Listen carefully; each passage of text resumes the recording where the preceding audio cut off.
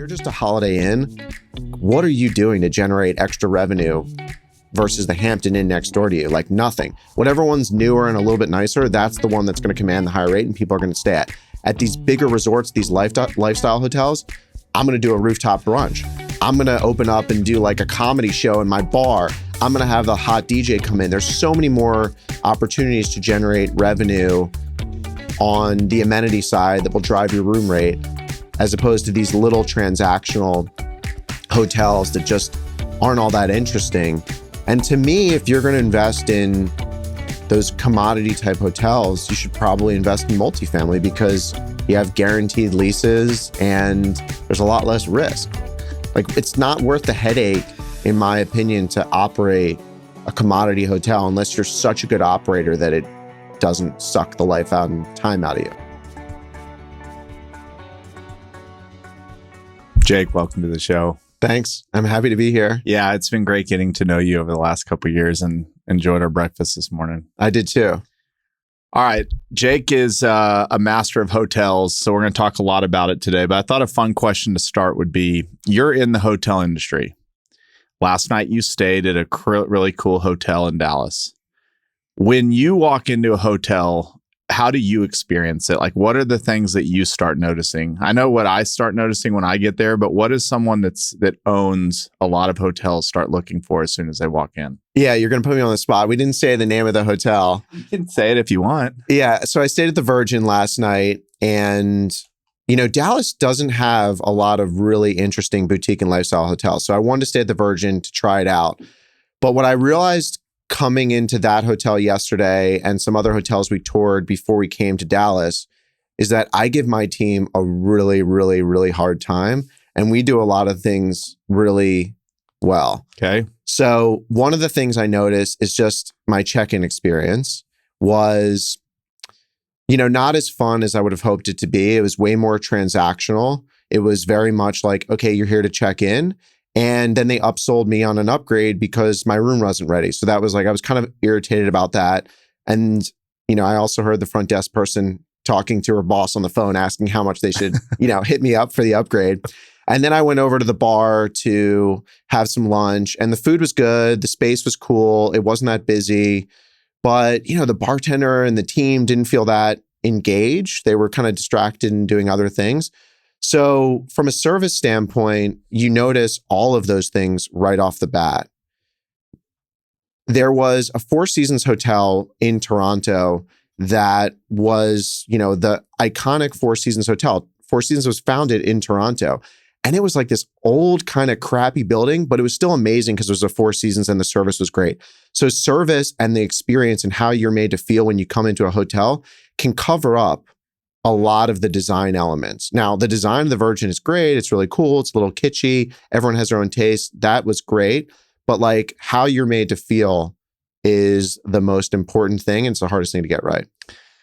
So that leads me to a question. What is hospitality? What is the hotel industry to you? What does hospitality actually mean? Is it the way people make you feel? Is it how things look? Is it all of it together? Like, what is hospitality? I think it's memories, it's experiences.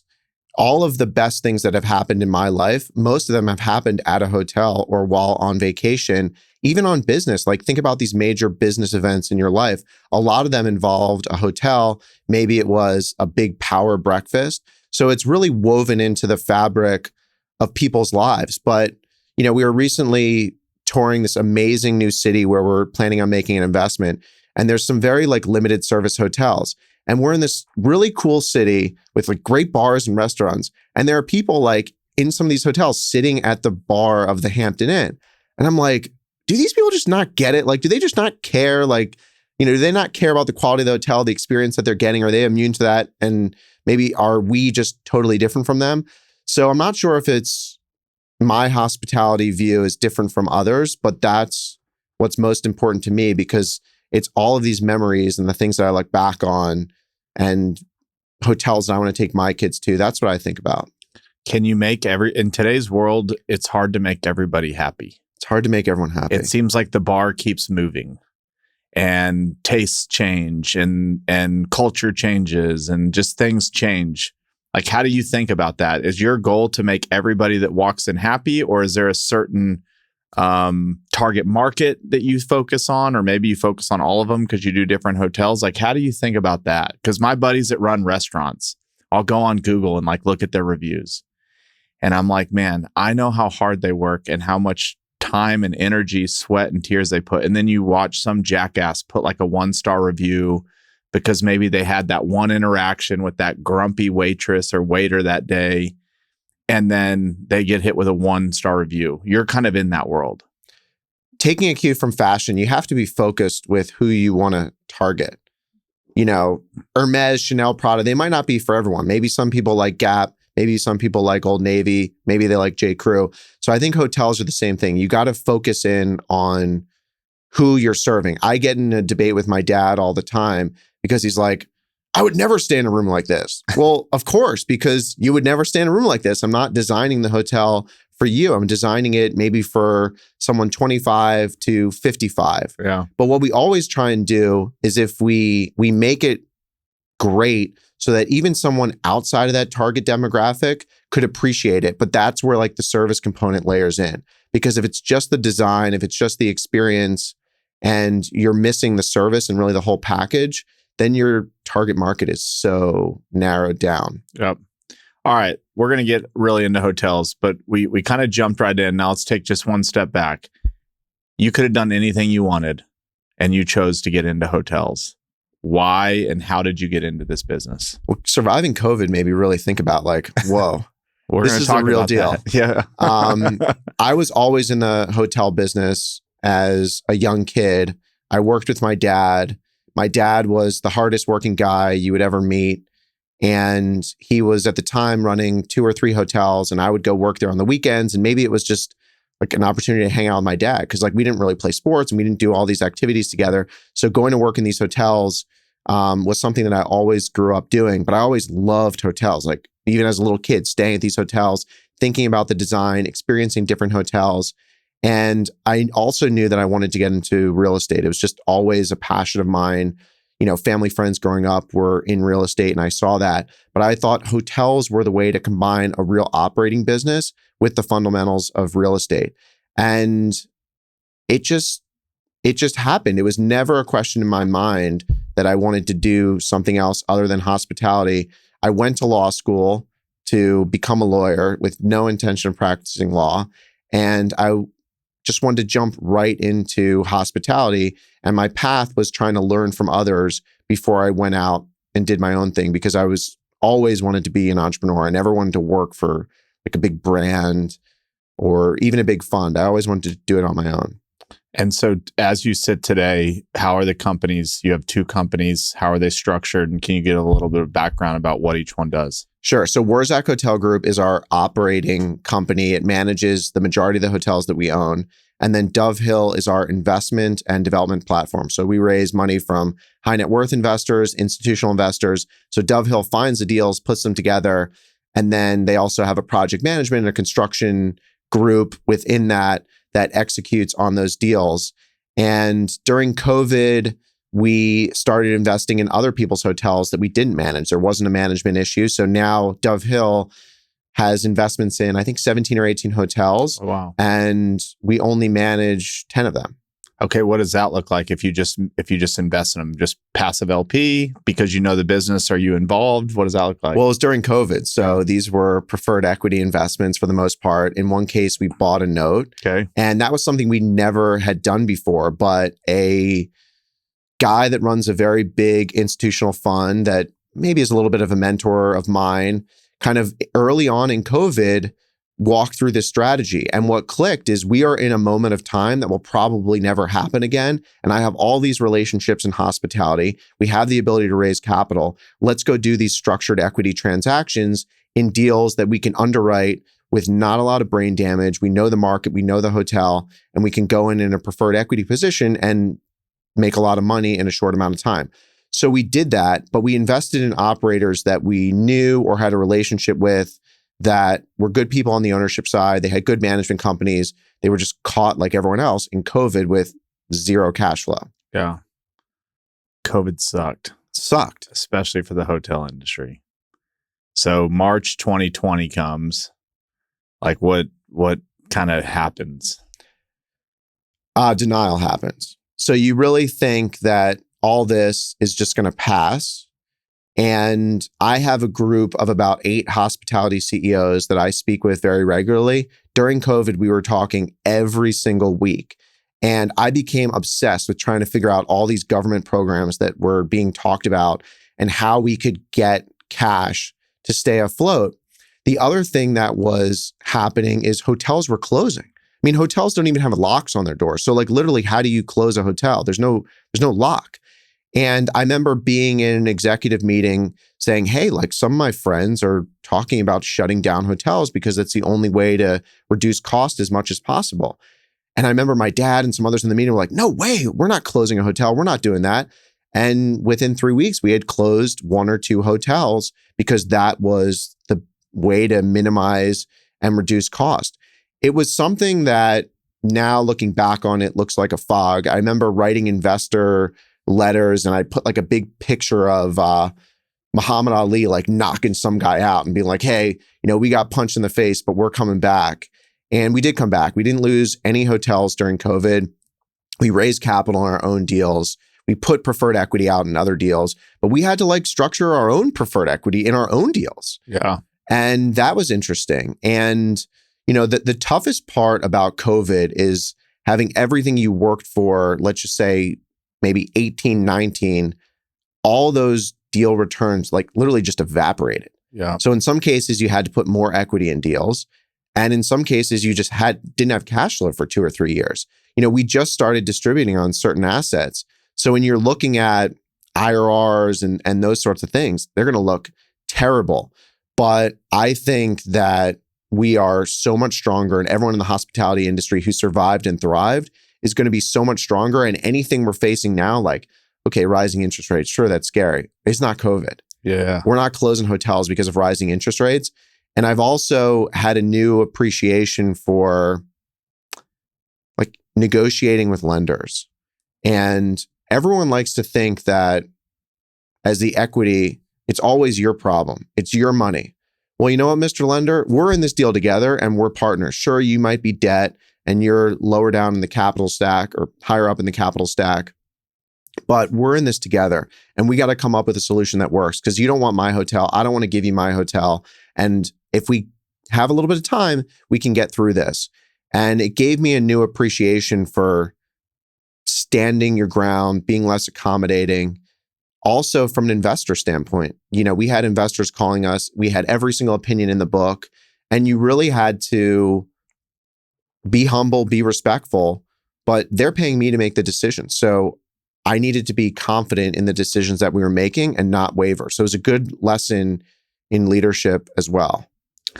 Yeah, I've shared that same sentiment. I mean, working with lenders throughout COVID I just had a whole new appreciation. I felt like I learned a lot more about their business. I think it's like you said, a lot of times you think like you kind of take the money and you just hear you hear your whole life, like if you don't pay them, it's over. They're coming after you, blah, blah, blah. You have a guarantee, it's your reputation, it's all these things. And it is all those things. On the other end is like, if they want continued business and they can recognize there's a problem from a good borrower that's trying their best. I mean, we had such great rapport. We communicated really early, stayed in touch with them. And, it gave me a whole new appreciation for their business. And there was a couple lenders that made me realize like, I will definitely never want to work with them again. 100%. Like CMBS, I don't think we'll ever do a CMBS deal again because there is no one to talk to. And when you get someone on the phone, it's a 25-year-old kid in Kansas that has no authority to do anything. And you're back channeling with the ultimate decision maker who's like typically a hedge fund in New York. And that becomes challenging. And that's not what real estate is about. That's really the financial side of real estate that is not going to create or add any value. And we want to focus on lenders that we can build a relationship with and get stuff done. Do you remember your worst day in COVID? Like not maybe business wise or just you? I'll ask it from my perspective. I don't remember the exact day, but it was shortly after, for me, going into March, we had just put a big portfolio under contract. Industrial was all the rage. I mean, tons of bids on it. I mean, it was just, we were rolling. And within like 3 weeks, contract dropped, headlines like, don't pay your landlord. Like it was such a black and like going from the top of the world to the bottom of the world in so fast. It was so breathtaking. And there was like a 48-hour window where I was just not in a good spot. Johnny, we've talked about it on the pod before, but Johnny had to just listen to me just cry and bitch and scream and wham. And did you ever have a day like that? And my deal wasn't even near as bad as what happened to hotels. Every single day was getting punched in the face. I remember first of all, we had some cultural issues in our company that we were fortunately able to clean up through COVID in our corporate entity. But I remember going to the office just by myself, and we had to lay off 700 people. I mean, it is just massive. So you're carrying around that guilt with you, but it was every day. There wasn't a specific moment. The best day was when we started doing deals and not sitting in the corner and crying anymore. Yeah. That was what I felt like I can survive anything and we can overcome anything. And there's always going to be challenges and issues in business, but it's really like how you deal with it. And a lot of people dealt with it negatively. I also realized that there's a lot of bad people out there. And if you're a good person, you want to do well in business, I think you can distinguish yourself in the eyes of these lenders and some other people to get stuff done. Okay, so how has the industry changed post-COVID? Like, are there fundamental things that will never go back? Is it kind of back to pre-COVID? It just is what it is now, or like what's changed? There are these like big behemoth box hotels that were kind of crappy before COVID, but now post-COVID, they haven't had any CapEx put in them. They're just so big and lifeless. It's hard to imagine why people are going to stay there, why companies are going to want to host their event there. So that concerns me. There's certain cities that I am very concerned about because I don't think, even talking to people about living there, they're like concerned for their safety. The vibe is just gone. So I want to, moving forward, really focus on things that are more in our control. And when you have like city, government, all this other crap going on, that's a real big distraction. People could look at it as an opportunity, but everyone got so excited about Detroit and what's going on in Detroit now. Like, are you going to Detroit? Yeah. And people have been talking that for 5 years.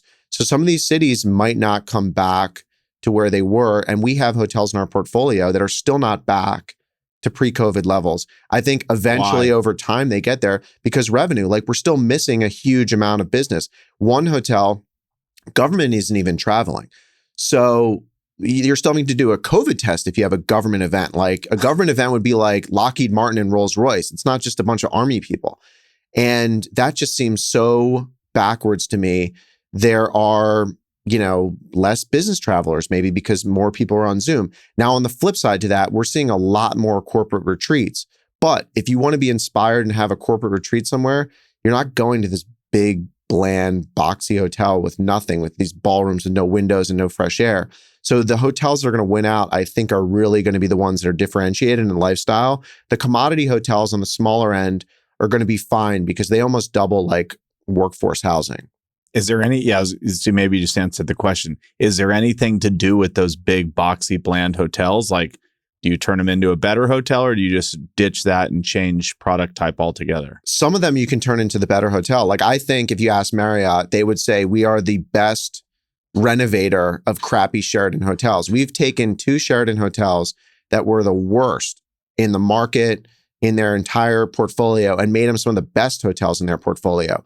So there are some opportunities, but sometimes like the bones are just bad and the spaces are bad. So I have some friends that are converting hotels right now, like these big ones, into multifamily and apartments. Like you can, take a big ballroom and now you can add like squash courts and a basketball court and this thing becomes like an amazing multifamily site. But I think office is going to have similar challenges. Yeah. Some of them might get knocked down. Okay. What are you doing to convert? You said you're converting Sheratons to Marriotts? Sheratons to just better Sheratons. So we're not doing that anymore. We don't have that, but we've done 2 of them. And Sheraton was this old brand that kind of got stale and they revitalized it in an amazing way. We have a Sheraton outside of DC where the room is like nicer than any lifestyle hotel. Like the product looks phenomenal, but you still have the name Sheraton, which I think in some people's eyes might be a challenge. Marriott's been working incredibly hard to overcome that. But there is an opportunity to go in and renovate these hotels. It's just at what basis? You have to look at your entry point. Okay. So, and I think I know the answer to this question. It's kind of like there's lots of different cars, but you hear Sheraton, Holiday Inn, Hampton Inn, da da da da da. What differentiates any of them? Nothing. Just a different name. It's kind of like a Corolla versus a Hyundai versus a whatever. They're starting to get so commoditized, and it's taking the fun out for me as an investor. And I think our company certainly is starting to move way more into lifestyle and these highly differentiated assets, because there's multiple levers that we can pull to generate revenue. If you're just a Holiday Inn, what are you doing to generate extra revenue versus the Hampton Inn next door to you? Like nothing. Whatever one's newer and a little bit nicer, that's the one that's going to command the higher rate and people are going to stay at. At these bigger resorts, these lifestyle hotels, I'm going to do a rooftop brunch. I'm going to open up and do like a comedy show in my bar. I'm going to have the hot DJ come in. There's so many more opportunities to generate revenue on the amenity side that will drive your room rate, as opposed to these little transactional hotels that just aren't all that interesting. And to me, if you're going to invest in those commodity type hotels, you should probably invest in multifamily, because you have guaranteed leases and there's a lot less risk. Like it's not worth the headache, in my opinion, to operate a commodity hotel unless you're such a good operator that it doesn't suck the life out and time out of you. So in that type of hotel, what would make an amazing operator? Like what makes the star shine in that hotel class? Like what does good operating look like in a commodity? I know we can talk about what it looks like in lifestyle, where it's great service, 5-star service. But what does it look like at like a Holiday Inn? I love that question. I think the biggest thing in those hotels is revenue management. And that's setting your daily rate and the strategy around that, because it is so important. The next thing is automation. How can you automate certain things inside of your hotel and standardize certain operating line items where there's zero deviation from the hotel team? Like, you're buying toilet paper at the same price as everyone else. And you don't have to think about it. You maybe have limited front desk staff because everyone's checking in with keyless entry, like those sorts of things. And then maximizing what those hotels do have and what people do like about those hotels. So if you're serving free breakfast, well, it better be the damn best free breakfast that you can get. And everyone likes a bar. So why don't you try and do somewhat of an inspired bar? Because you're going to have captured audience. Like we were just in the coolest town, and people were at like the Staybridge bar. There are people that just don't care and they want to be there. So do a good job at it is something that I think it's important. I had a friend I was talking to the other day, and these commodity hotels are starting to pull things from lifestyle hotels. So they're starting to take like, good coffee. They're starting to take like a curated art program, all this nonsense. So I think what you really have to focus on is the operational metrics and KPIs, and have a very defined set of things that you're measuring against to decrease decision-making of the on-property team. First question out of that. Who's setting the daily rate? Is this a computerized program that's like what they do in multifamily, where it's constantly updating by the hour, or is it by the day or the week? You're not going to believe this. It is crazy. So the biggest brands, Hilton and Marriott, you have to set your rates through their systems. And they charge you for that. Yeah, they charge you, but the systems are so antiquated. Like they have like rate bucket categories. So like, maybe they have 8 rate categories, $100, $120, $130, not like that incremental stuff. So we have people, revenue managers, that are literally looking at data and information and changing those rates hour by hour and daily. But I think this is such a big opportunity for AI to layer on heavily. So someone's overseeing it and viewing it, but they're pulling in data from thousands of different sources to inform what these rates should be. Like, I don't know, Google movement data. If there's a snowstorm and the airport's closed, like it should automatically trigger, jacked up rates. The other thing that we see in hospitality, it's hard to figure out what other hotels are charging, because the rate that you see on a website is the rate that like Chris is getting booking the same day of, but it's not the rate that they might be charging to the Chris Powers conference that's booked in the hotel. So it's really hard to know what their occupancy is and what their rate is. And there's services that you can get maybe on a 24-hour basis, a weekly basis, monthly basis to see how you're competing. But there's still a lot of challenges to setting rate, and that's the biggest opportunity.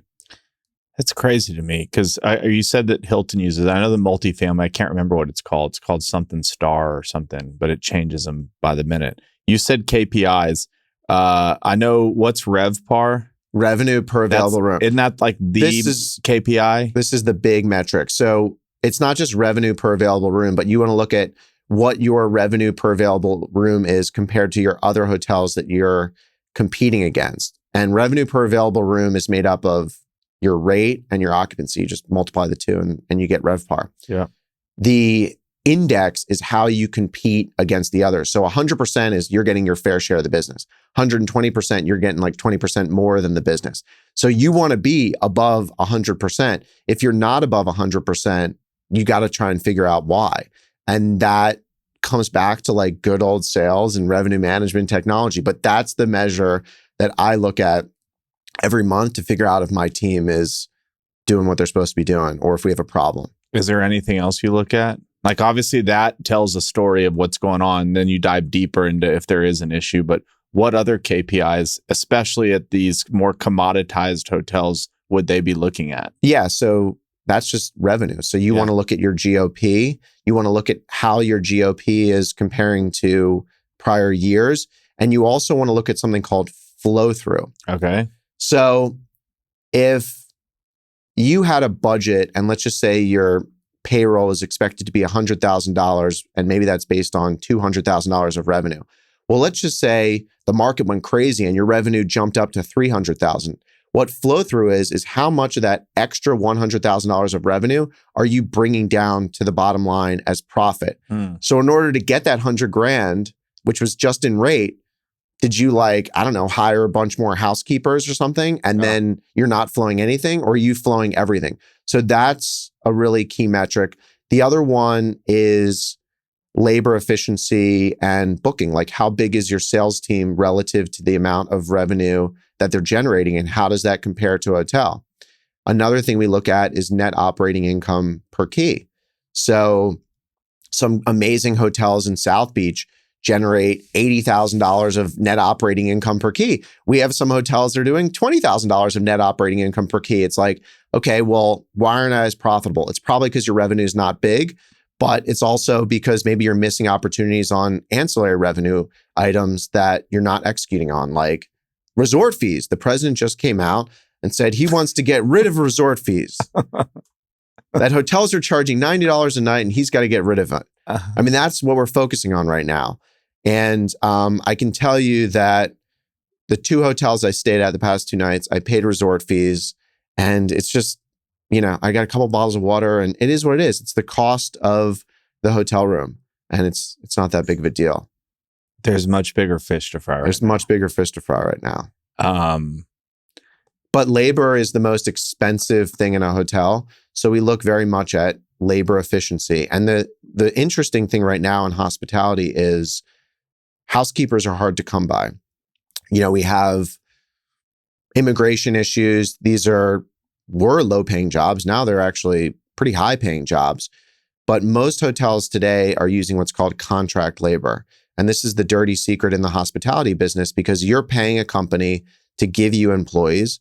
Those might be employees that you couldn't hire directly otherwise. And you're paying them a much higher wage, but that wage is just going to the contract company and then the employee is getting whatever they're getting, but that's raising the expense in your hotel. So what we're trying to do is figure out how do we retain people? How do we create a culture that people, where people want to show up to work every day, clean rooms. It's a really hard job. And how do we attract talent? If you want to talk about like the big macro stuff, there's certain programs like the J1 program where you can get amazing hospitality students internationally to come work in the hotel. They do a tremendous job, but we should probably have some sort of a work visa program too to help fill some of these jobs that are getting filled by people anyways. Has anybody ever thought of like if the guest was like, hey, I'll check this box. You don't have to clean my room while I'm here. And maybe you guys say, great, we'll give you $50 discount or something. Yeah. So you should be in the hotel business because 100%. I think I'm getting in. I think this is my entry point. The hotel business is fun because this is why there's so many levers you can pull to create an operational advantage. And that might be one of them. During COVID, we were like, yeah, we're not cleaning rooms because of COVID. Some of that actually stuck. I'm a traveler that doesn't need my room to be cleaned if I'm traveling on business for 2 or 3 days. I don't want anyone in my room. Yeah. So I would check that box, give me a free drink, and that would be a huge savings. The hotel industry has moved into like light cleaning, soft touch cleaning, which is like make the bed and freshen up the towels. That's it. It won't work in luxury hotels, but in 4-star hotels, 100%. I'm going to get I'm going to put a sign on a picket, go in front of your one hotel and picket, check the box, don't do cleaning. You might, in some of these locations, there'll be union picketers out front too. So you'll be in good company. Good. But it's a great, it's just a great opportunity to save money because a lot of people don't use all the things that hotel offers. And that would be one way that you could do it technologically through an app, and you could just pick whatever you want, what you don't want. We'll get to lifestyle in a minute, but we're talking labor and we're talking resort fees. And the only thing that's coming to my mind right now is Airbnb. Like I see on Twitter, like people will post like all the expenses about of having an Airbnb, and clearly like not all short-term rentals are Airbnbs, but from somebody that's in the hotel industry, how do you think about Airbnb?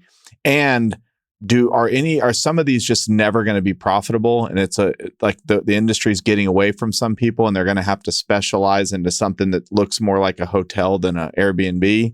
I'm talking too much, but you know kind of what I'm saying. It's all about scale. You know it in your business. And what I think the most important trend to come out of Airbnb is that people like a differentiated experience, and people also like staying in like a house or a condo, especially if you're with a family. That's very appealing. So I think as we build new hotels or buy hotels, we've looked at like adding Airstream trailers and adding tents and maybe making larger family suites and different things like that. But I think why people fell in love with short-term rentals is because the barrier to entry is incredibly low. You could buy a house, you can manage it and make a little bit of money, and maybe it's like a vacation home and that's offsetting some of the costs. But if you're going to make a business out of it, there is just no scale like we can get in a hotel, because you're paying some regional manager to manage like 5 things in a market, or you're spreading like corporate overhead costs across all these different markets, but you still have to deal with cleaning people and maintenance and engineering, and you can't afford to have those people on full-time staff. So I think as like a fun little side hustle, sure, but I've yet to see the big monster short-term rental, and maybe our friend Richard Fertig will come up with that and do that. But I think what he's doing is a little bit interesting because he's making bigger places for meetings and retreats, which is an opportunity to upsell people, and you can offer certain amenities and they'll pay for that. But if someone's renting a house from you, they're paying for the house and they're not paying for anything else. Right. So there's no leverage to extract there. And Airbnbs, like people were freaking out about it, but it's honestly not something that we talk about anymore as being something that we're concerned about. Yeah. All right. Let's talk about, we can talk about lifestyle. How do you define lifestyle? Oh my God, this is so hard. Like, I don't even know what term to use anymore. Like boutique hotel, lifestyle. It's kind of funny. Every time I talk lifestyle, there's like a swinging lifestyle. And I always get nervous that like people are going to think about that. That's why people love your hotels. Yeah, that's your target market. We're the swinging central of, that's what we're known for. So lifestyle and boutique, I think this all comes down to highly differentiated, curated, handcrafted, high design, and most importantly, experiential base. So like you're going to have an emotional connection with the property. You're going to remember it. You're going to feel like it's your home. That is the ultimate goal. And I think that's what that segment is, but it could be a lot of different quality types. Like you can have a lifestyle hotel that maybe is a 5-star hotel. I think most luxury hotels I would kind of classify also as lifestyle, but you could have a 3.5 and a 4-star, like a hip motel. I would also classify as a lifestyle hotel. Okay. Besides y'all, who is the greatest person in the industry at creating places that people are attached to and creating experiences that people can't forget? Or who are the companies or folks that you admire the most that do this the best? This is an easy answer. I mean, my good friend Barry Sternlicht is the master at creating experiences, creating hotels, but also building companies that make money and making very incredible real estate investments attached to these hotels. I mean, he built W, he built One, these iconic brands. There's also Schrager and Andre Balas. These people have paved a way for everyone else in the industry to kind of get started and understand the foundation. Liz Lambert from Texas is another one. She's all over Austin. Her design, what she was doing with kind of these like existing buildings and turning what was like a crappy dive, drug den motel into something special is really interesting. A buddy of mine, Jeff Klein in LA, has the hottest members club in LA. And that all came from this iconic hotel that he owns called the Sunset Tower Hotel, which originally was like kind of not on the outskirts of town, but in an area of West Hollywood that was just okay. But he created this iconic restaurant where all the celebrities wanted to be, and the hotel was great. And then now he created this members club, which is like a new category that's popping up that a lot of hotels are doing, because you can charge all these people a lot of money to be members, and then that just offsets like a huge amount of your G&A on the P&L, which is pretty interesting. That is super interesting. So it's almost like a Soho house, but you can stay there type deal? Yes, or you could not stay there. Again, this is my friend in LA.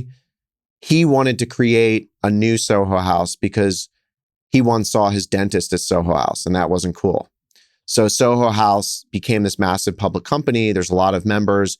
They are some of the best in the business. I think it's hard to find someone that combines a membership experience, food and beverage, and hotels better than they do it. But there's always going to be these people that create these little exclusive enclaves. But again, how do you scale that? So that might just be one great experience in one city and that's it, which is fine. But Soho House has found a way to do it all over the world, which is incredibly impressive. And I think they are a master at what they do. Are like companies like Four Seasons, Ritz-Carlton, St. Regis, kind of the big known luxury, are they still the cool ones, or are there all these emerging brands that are overtaking them? Because you've just mentioned all these names like I've never even heard of. But even now, I feel like when I'm scrolling, I stayed at the one in Miami, which was incredible. We can talk more. We're going to talk about Barry in a second. But how do you think about Four Seasons, St. Regis? Are they getting older and tired and there's a new brand, or are they refreshing and they're always going to be the kings? I think Four Seasons is the best in the business at luxury and consistency. There's a few other brands, like Belmond would be another one that's heavy in Europe. There's a few in the United States that just hit it so well. Each hotel has their own identity. Ritz-Carlton and St. Regis are owned by Marriott now, and I think they're starting to get a little bit more sterile. Four Seasons, because they just do one thing, luxury, they've maintained this very high arc. But there's some cool other ones like Amman and Rosewood that are very different, and they each have their own way of doing things. Like Auberge is now starting to have all these like kind of retreats, and their hotels are really set in scenery and design. There are exciting hotel companies, and once they get to a certain point, then they get a bunch of rich developers saying, I want that hotel and I'm going to build that. So they're able then to compound this, because growing a hotel company is hard, because you got to find the real estate, you got to create the brand, you got to do it right. And for a lot of these places, location is everything, experience is everything. So it's not like, Class B industrial, and you could just say, hey, that stuff is everywhere. It's kind of the same. I'm going to buy it. It's got to be exactly the right magic. Okay, you just said rich developer finds site. So let's kind of now move into like how you underwrite, think about things, how you raise money. What did you mean by rich developer finds a site? Do they just find a site and say, found this site, hey, Four Seasons, I'm going to build all the real estate and you're going to operate, you're going to basically sign a lease with me? Like, how does it work? So in the case of that, and there's other companies, it's not just Four Seasons, but everyone wants to own a hotel because it's typically a great investment, because in good times, you're generating all this cash flow, but it's one of the only real estate asset classes where you can go inside, live it, breathe it, share it with your friends, stay there. Like, you're not going to hang out in your Class B industrial site, right? Any friends I'm taking to hang out there, it's more for punishment than for hanging out. Although I had fun at Carbone last night, and that was like a warehouse. So I think you have a future in doing some amazing, I agree, lifestyle industrial spaces. Many calories have been killed at Carbone's for me. I bet. There. It's awesome. It's good. So typically you'll have a developer who wants to bring in a hotel because there's going to be a compounding effect. Maybe he owns other real estate around there. The other thing that adds is if he's trying to sell condos or she's trying to sell condos, the hotel name and the service and the experience will add a level of prestige that will help drive those sales. So that's one way. And then they sign a deal with a well-known management company. They'll brand it, they'll create it, and they're just like a hired manager. So they get paid a fee. It's normally 3 to 4% of revenues. And then all of the expense, all of the profit goes to the ownership. Maybe there's a little bit of profit sharing at the bottom. What we do is a little bit different because we're vertically integrated. So we find the investment, whether it's a development deal or an acquisition deal. And oftentimes we will create the brand, we will create the business plan, and then we'll layer in our management company on top to go execute. Okay. So we've been growing, and it's hard because we have to find the real estate and then go do the deal. We're now getting to the point where our management company has scaled so much where we are talking to other people about doing what we do for ourselves for others, whether that's managing their hotel, maybe it's joint venturing on a deal. Someone owns the land, they want to build a hotel, they don't have the expertise. Those are some great deals that we've gotten into where you have a smart real estate investor, wants a hotel, we'll invest, we'll manage and execute, help them get debt, put the deal together, design it. And it's a tremendous value add because if you're not in hospitality, it's really hard to do it on your own. Is managing tough if you are managing lots of different brands? Like, does each brand require you to manage differently? So you have to learn all these different playbooks, or is it all pretty much the same? It's all pretty much the same, but they all have their own little brand standards and the things that they do. But we like to have the Wurzak way, Wurzak Hotel Group. We want to do it in our way, which is always a little bit elevated. It was interesting because, again, like I was at these couple hotels the past few days. I'm like, man, I give my team a hard time. Like, we actually do things really well, but like in all businesses, you have to have a little bit of tension with your operating team, your designer, your architect to really make the magic happen. Yeah. Okay. So where you find a good site, what do y'all look for? Like, what are you looking to buy? There's lots of hotels out there. Obviously, what are the ones that check your box, assuming, good price? We'll skip over the it's just really cheap, I could buy it for a great price. What is something you would want to hold forever?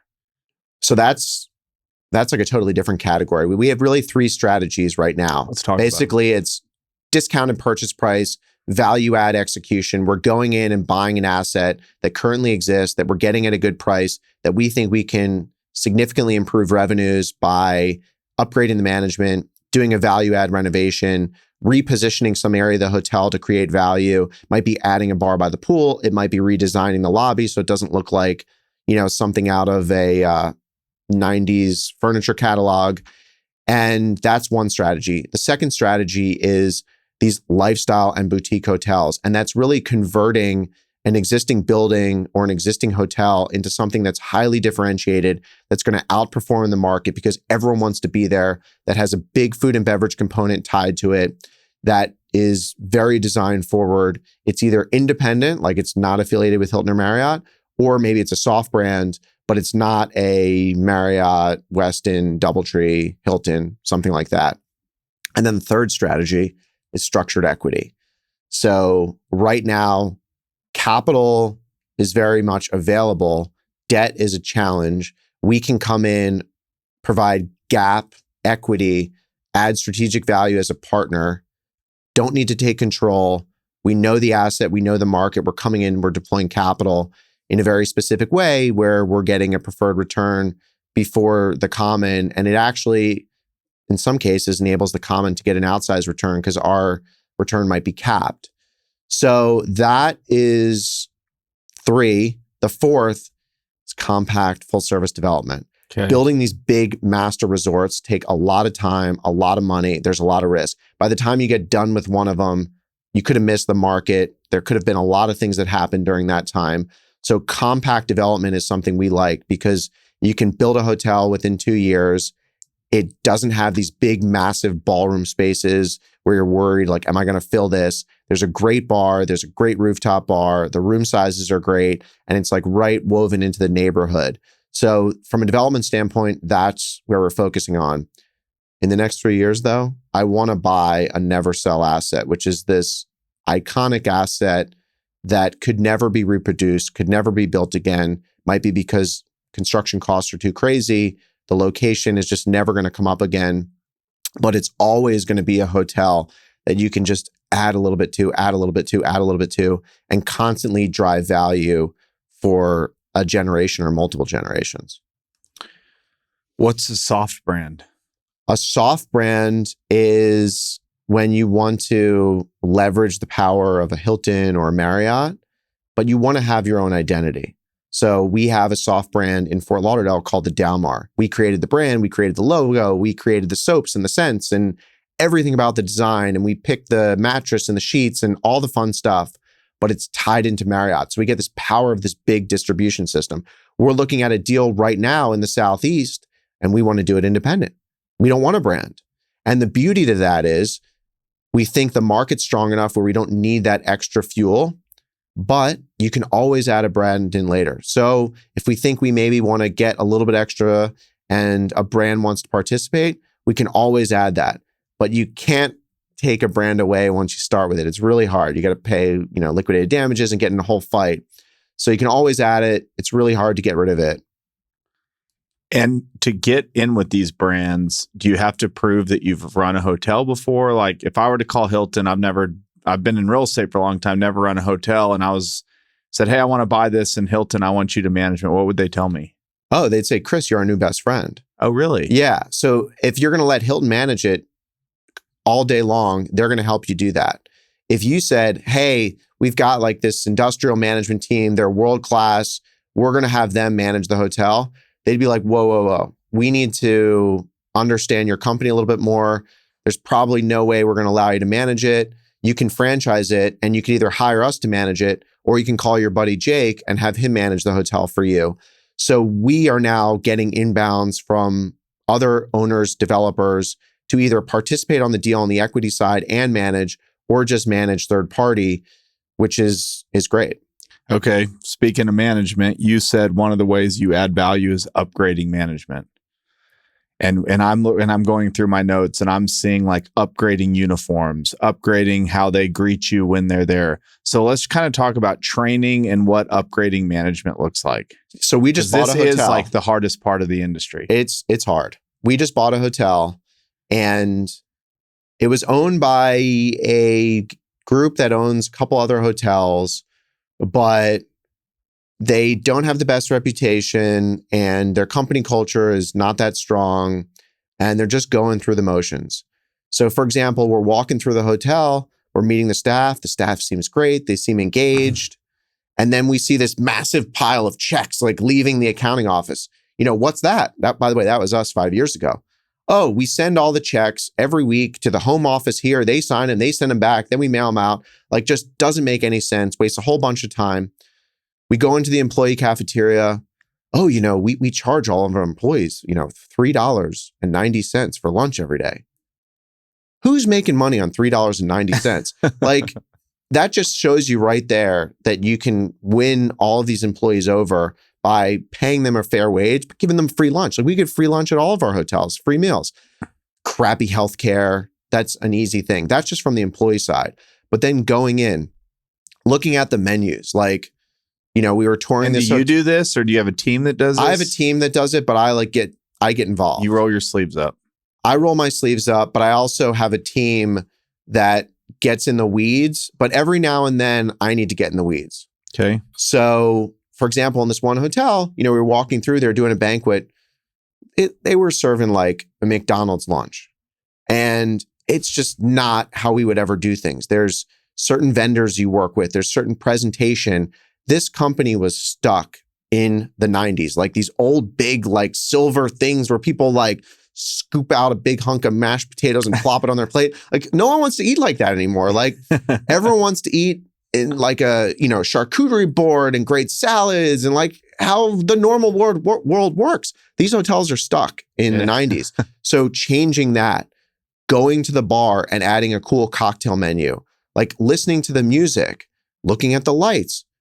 Do you think you want to sit in a bar when it's this bright out? No, we got to dim our lights down at 6 o'clock. So those little touches to create the vibe and energy is key.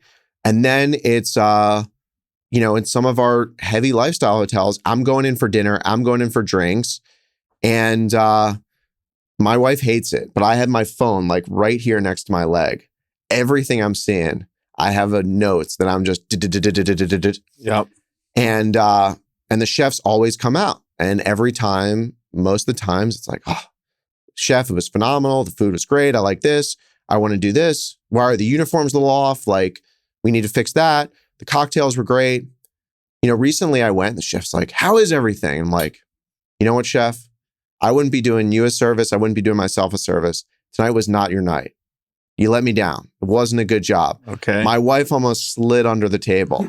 Like, it was the most awkward thing ever. Normally I reserve those conversations to my leadership team. Like, I'll say, oh, everything's great. And then I'll text, either the CEO or the president of our company or someone on the operations team, like, you guys got to look into, their glassware, or the napkins aren't right, or the food doesn't look right. This time I just wanted to say it.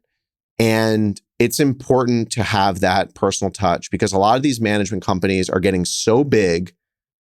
And we went to the best hotel in this market we visited yesterday, and I was shocked at the way they were doing things.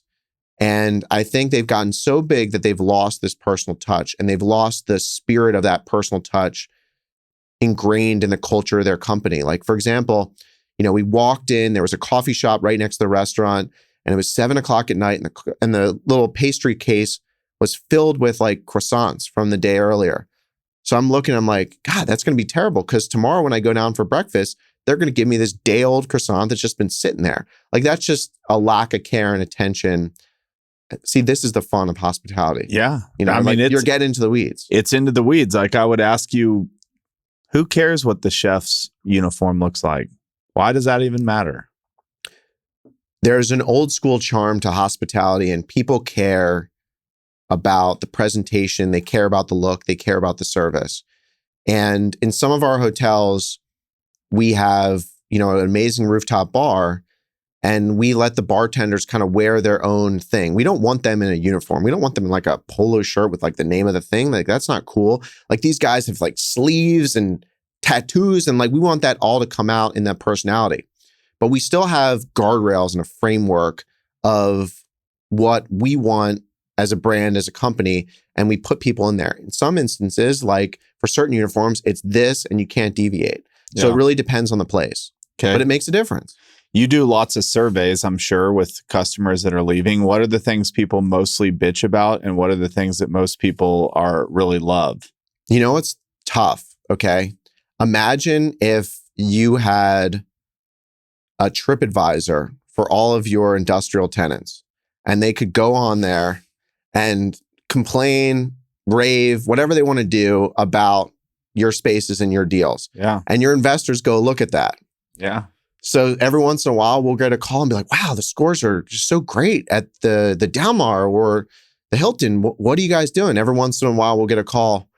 It seems like you guys got to check the AC in room 803. And I'm like, my God, like why am I doing this? Yeah. But the good thing is you get constant feedback and it's a measurable goal that you can assign the team to. So we opened a hotel and the guest service scores were not where they needed to be. So we dug in, we did research, we found that it was really an issue at the front desk. The arrival experience wasn't right. And that starts with before the guest even gets to the hotel, like, was the GM sending a welcome letter to people like, hey, I know you're coming to stay at the hotel.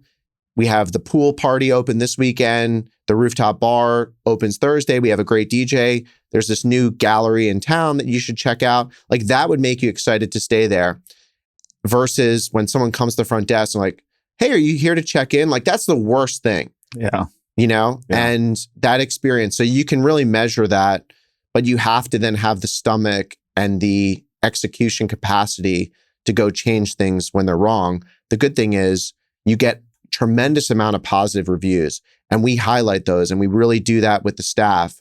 And we have a culture committee that in each hotel that their sole intention and purpose is to better the guest experience and also improve the lives of the team members. And they talk about how we can improve service, what's working, what's not working, and what we could do to make the team members feel better. Yeah. A lot of touchy-feely stuff. It seems to me, it was like there was a year in COVID where everybody thought like the days of service are over. Like people are just going to disappear. You're just going to walk into rooms and like press a button and that's going to be the experience. And I would argue we're probably getting more into touchy-feely stuff. The level of service and requirement for people to feel just continues to raise and raise and raise. And so it's why I have a ton of respect. It's why also probably for me personally, I'm like, I don't know if I could, it's a lot. Yeah, it's customized experience, but you could figure out what you want because you're a well-traveled guy. You go on vacations, you know what you like and you don't like. So you just do that, but you got to train people to do it, but you also got to show them the why. Because if you just train them and they don't understand the end state and what the goal is, then they're going to be like in this weird scripted moment. The end state and the goal is making someone feel like this is their home, like they're staying at their coolest friend's house, like they feel like they want to belong and that they would want to come back. That is the goal. You raised money from Mr. Starwood, Mr. Barry Sternlicht. And you also just said that he's also one of the best, I guess we'd call him a hotelier in the industry. What's he better at, giving capital or building hotel brands or both? So we've done 3 deals with Barry, and in 2 of them, he brought us in as a development partner to help him execute his vision. And that was an incredibly hard job because this guy has the best vision in the world for hospitality, but doesn't always have the bandwidth to do it himself. Yeah. But is also, when he leans in, becomes the most hands-on guy you've ever seen. Really? And in one deal, he helped us out. He came into an investment that's a phenomenal investment on very short notice. We had an investor that had some issue. They were taking 50% of the deal. We had hard money up and they couldn't proceed. It was like an internal issue on their side. And Starwood ended up coming into the deal and obviously they got great terms, but it's been a phenomenal partnership. They operate on a totally different level than a lot of other people, but they're actually very entrepreneurial in a way. Like they're not as big from an acquisition and investment team as you would think.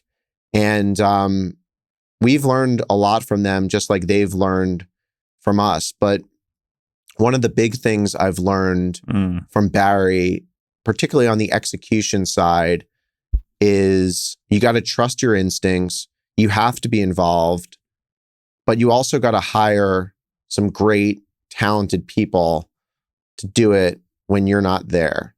And he's built this one brand, out of one South Beach, out of nothing. And now it's taking over the world in a very differentiated way. Some deals they do with the fund and some deals they manage for others. But there is a big responsibility partnering with Starwood. Barry will call me and ask me how the hotel is doing. Like, he knows.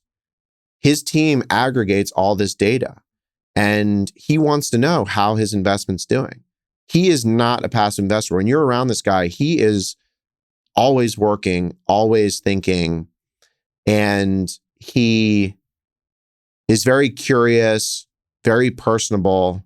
And I think that's been part of the key to his success. Like, I'm sure you've met successful people and they're just like weird to be around. He has the personal touch, but he can also execute and raise capital, like no one else. He could have worked with anybody. How did this partnership come to be? Luck.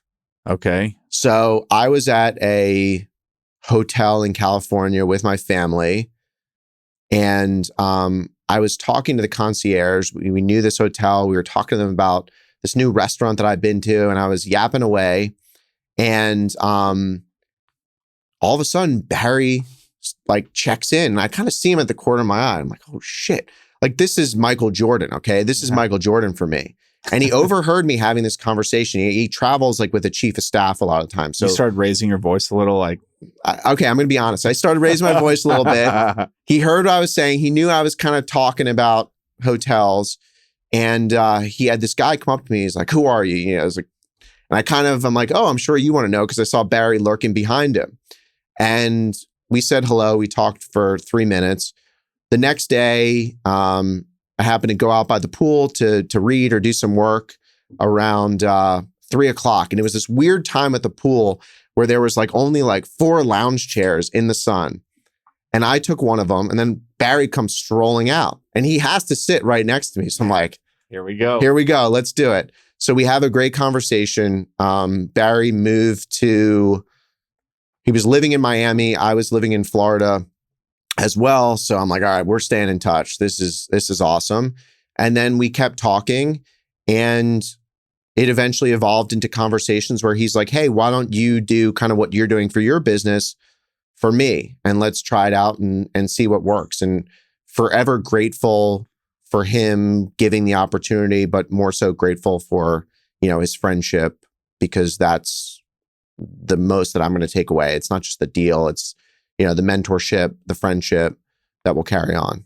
Okay. So, and can you describe at a high level? I'm not asking for details. When you decide to work with them, your role is X and their role is what?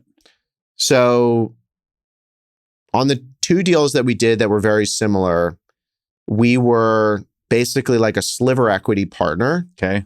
Where some of our sweat equity, converted to equity based on a certain return. And we had development fees. That was those 2 projects. And was there already a building in place, or are you going out of the ground with this thing? So one deal, we were going out of the ground. We were working in California doing entitlements for 3 years. That was a big project.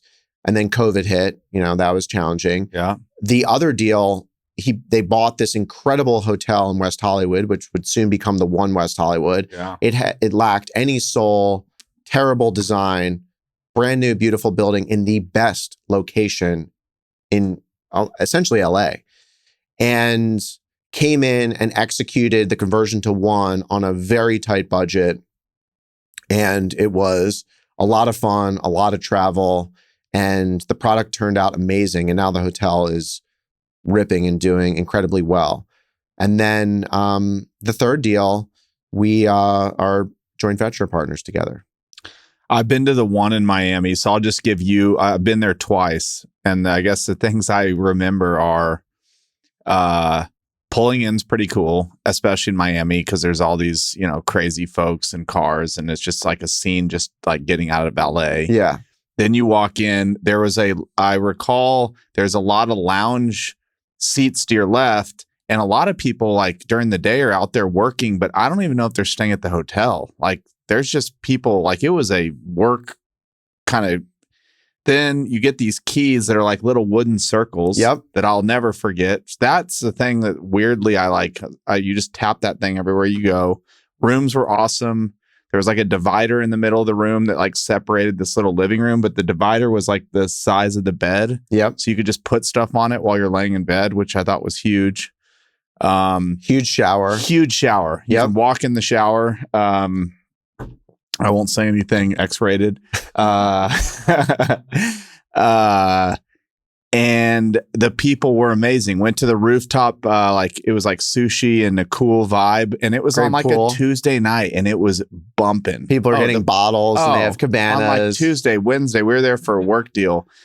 Pool, amazing. You could walk down to the beach. There was, I mean, it was awesome. I mean, it was one of my favorite hotel stays that I've been to. In my mind, having a hotel like that is the ultimate goal, or having resorts is the ultimate goal, because it's really where you have such a captive audience and you could generate so much revenue if you're doing things right. You can have a big group convention going on with a bunch of guys in suits from Goldman Sachs, and then you can have some swimsuit model fashion show thing going on, and then they all converge and you're charging all of them a ton of money. You're in a great location. Resorts are so good, and what they created in that hotel is phenomenal. And it was a lot of struggle. I mean, you know, came out of the great financial crisis. They were, I think, over budget, and they created one of the most successful, probably the most successful hotel in Miami Beach, sold it for a ton of money. I mean, it's so successful. The new buyer, which everyone thought paid a lot of money, is now so money good and is making tremendous amount of money. But what it also did is it put that brand on such a high pedestal that it became the calling card, and everyone wanted to work with Barry anyways, but now everyone can see what they could create and what they could do. By the way, on that key card, I actually saw something cooler recently. So they now have little stickers that they can put on the back of your phone that does the same thing. So you can get into the room, like everyone has their phone, you lose your key every time, and you just put your phone to the thing and it opens up. So that's the new one. There is nothing more annoying than the card, like the plastic card not working. Like maybe it works the first couple times, you go all the way up to your room and then it ain't working. And you got to go down and you got to get a new one, or hopefully there's housekeeping on that level, which maybe you should tell me, like, should housekeeping let me in? That's a security risk, Chris. Because usually I'll be like, can you please let me in? Yeah, they'll let me in. Yeah. But then I'm thinking, I could have gone into any one of these rooms. 100%. Yeah. I think it's the Texas accent. Yeah. No, it's definitely the Texas accent. But what the other thing I learned from Barry is that you can have the greatest deal, but if you suck at structuring, that deal's not good. And there are a lot of people in the hospitality business that have great hotels from the outside. It looks like a great business, but they don't have a good structure. So they're, someone might make money, but the sponsor is probably not going to make any money. And the setup isn't as good as it could have been. So are you in the real estate business or are you in the hospitality business? We're both. But like, which one do you have to be better at? Like, which one can sink you? The hospitality business can sink you because if hospitality investments are made based on the net income of the business, and if you screw that up, your value's going down.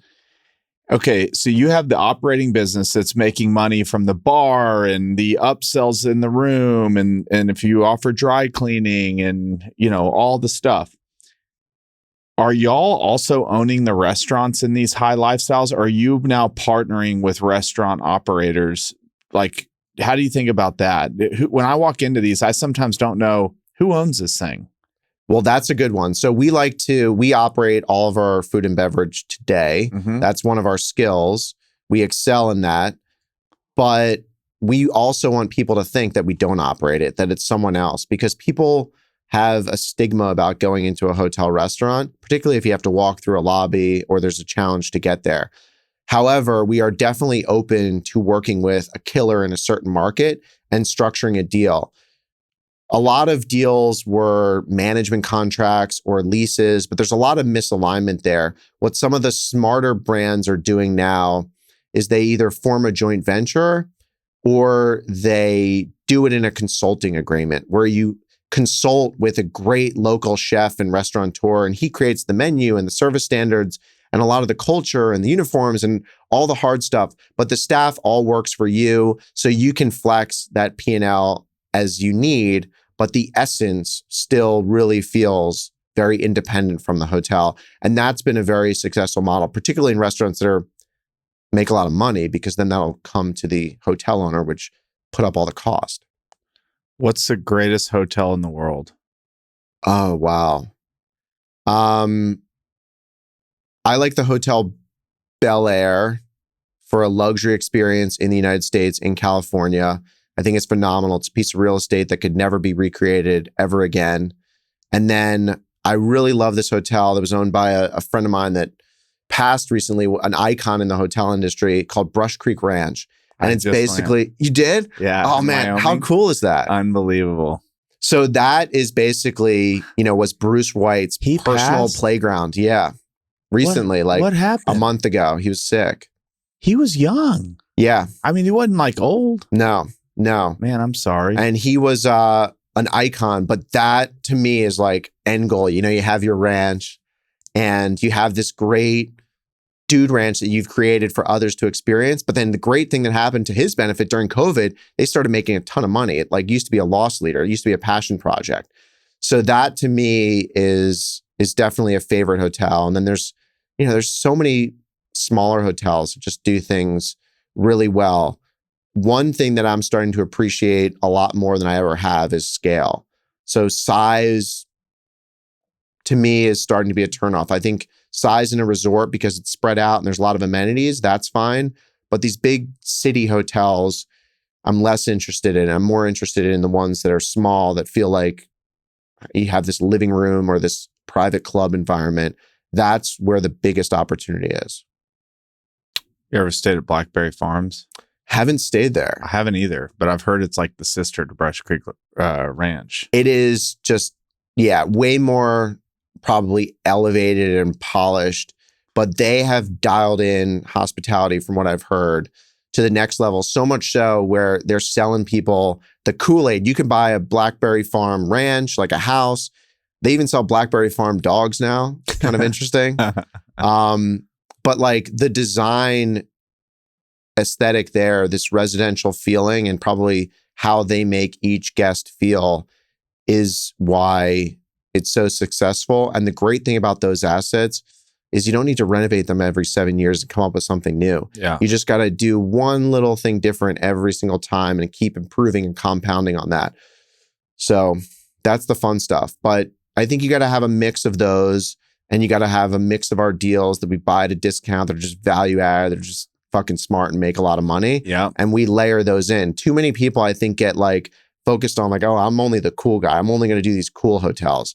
Those are great. You can make money on those, but why exclude enhancing something that may be a little bit more basic or might be a little bit more down the fairway, and you can still crush those deals too. So we like doing both. Cool. And on those deals, we talked about it. On those value add deals, those are typically not going to be like a lifestyle property. You're more buying like a... It could be. Okay. Yeah, it could be. So even on our ones that we just bought a DoubleTree recently. We're going to make it one of the coolest DoubleTrees out there. We're adding a bar out by the pool. We're adding an arcade for kids. We're redoing the lobby, and the lobby looks like it's in Boca Raton. The lobby looks as good as any hotel in Boca. It will look. The renderings look that way. And that's the goal. So we're elevating it to a level, because some of these hotels don't have a rate ceiling. So you can just charge if you're offering a better product.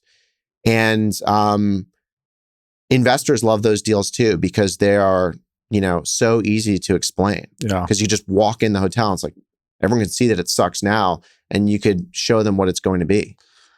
All right, let's just kind of bring it home on interest rates up, but the hotel industry just went through COVID. They have their battle scars. They've gotten tough. What do you think hotels look like as an investable asset class over the next 5 years? Is it if you look at long-term rates, yeah, they're and inflation, it's if you look at the 10-year break-even inflation rate, it's going to come back down over the next 10 years. It's going to average below 3%. according to the St. Louis Fed, which puts out this data. And if you look at the 10-year, that's probably a good hedge about where the Fed funds rate is going to be over time. But right now, it is tough. Yeah. Like we have caps that are kicking in. Like we've never had a cap that kicked in before. And now we're getting paid there. We are selling 2 hotels right now with in-place debt. And that just seems like a credible opportunity for someone because they're going to pay a lower interest than anyone else would pay on a new deal. For me, though, it's hard to, I would think in a new deal, you have to do floating right now because we're probably closer to the peak than the trough. Yeah. And that might pay. But this is going to be the 1-2 punch for hospitality. Like we're seeing it.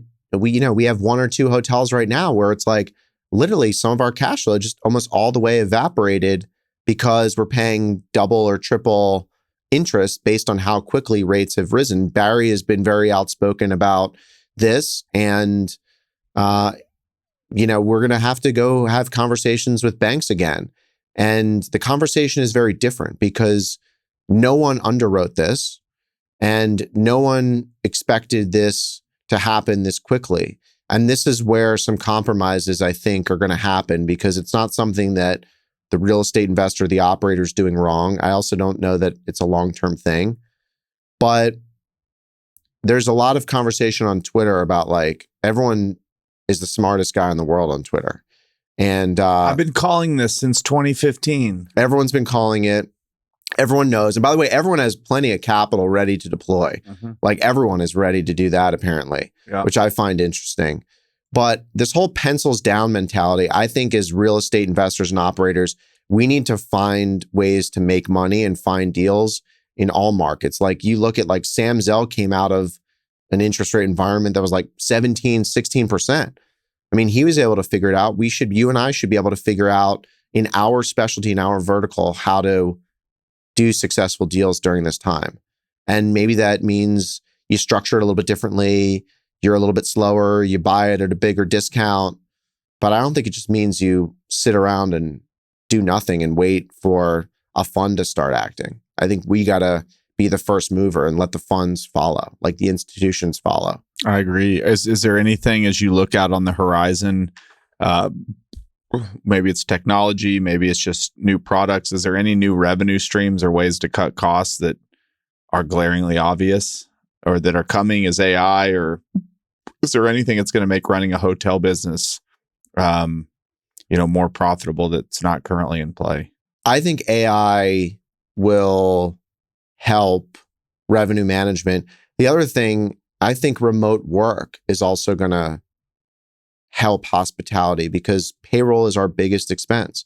So what jobs could we do in another country that we're currently doing here, I think is a way to excel. Like hotels are literally stuck 20 years ago.